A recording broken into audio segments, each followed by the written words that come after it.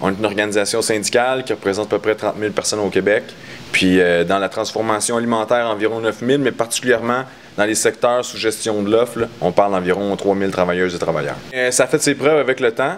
Au niveau des producteurs à l'époque, évidemment, mais je pense qu'on a quand même une filière qui est quand même intéressante, autant au niveau laitier que les autres, qui ont un certain succès, Olimel à travers le monde, la volaille sous gestion de l'offre, puis les travailleurs qu'on représente qui travaillent dans ces usines-là, mais évidemment, s'il y a une augmentation des importations, par exemple des produits laitiers, bien, ça peut les mettre en compétition avec des entreprises américaines, puis à ce moment-là, des fois, ça peut y avoir un certain déséquilibre.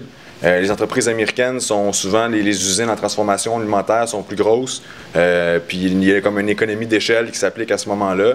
Les conditions de travail aussi peuvent être des fois meilleures au Québec.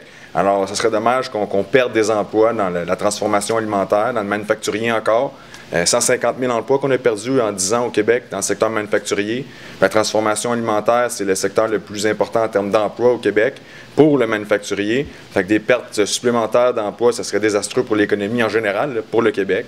Fait que c'est pour ça qu'on tient au maintien du système de gestion de l'offre dans l'ensemble de ces secteurs.